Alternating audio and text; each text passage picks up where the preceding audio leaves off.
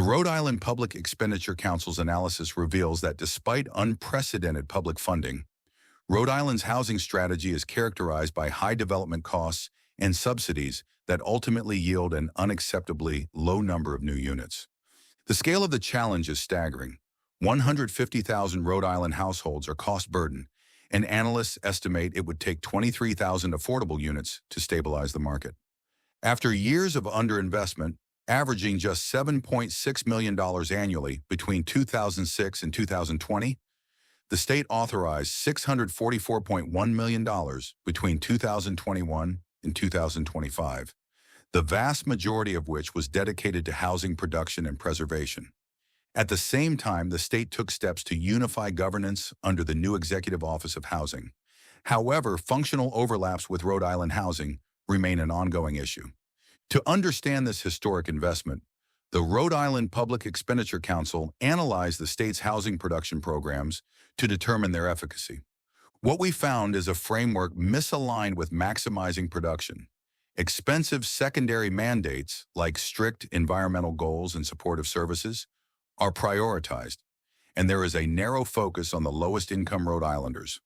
On the other hand, cost containment and middle-income housing are not high priorities. Our analysis examined financing data from April 2026, totaling $52.2 million and covering 200 newly financed rental units, of which 92% are affordable. The total average unit cost for these developments has reached a staggering $512,377. With costs so high, the state heavily subsidizes these developments, covering over half the total cost with an average subsidy of $283,782 for every single unit. Compared to the private market, the inefficiency of this subsidized model stands out. These developments are nearly 50% more expensive per unit than a comparable private market sample, and nearly 90% more expensive when comparing cost per square foot. Because this model rapidly depletes resources, the projected output is limited.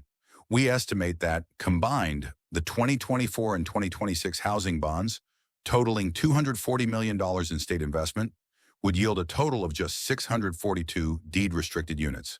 This would leave the state 1,608 units short of its own relatively modest housing 2030 goal.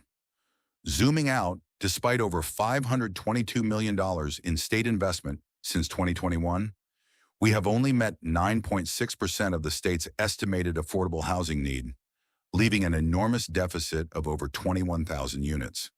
To correct course, the Rhode Island Public Expenditure Council recommends 4 fundamental changes to Rhode Island's housing policy. First, the 2026 housing bond should prioritize middle-income housing, which requires far less subsidy and would dramatically increase unit production. Second, we should realign state policy to move away from expensive secondary mandates and focus instead on cost effectiveness. Third, we should centralize and streamline authority between the Executive Office of Housing and Rhode Island Housing while reducing programs to speed up deployment. Finally, we should cultivate alternative mechanisms like rental assistance, public development, and direct subsidies to private developers to ensure every dollar can stretch further for Rhode Islanders.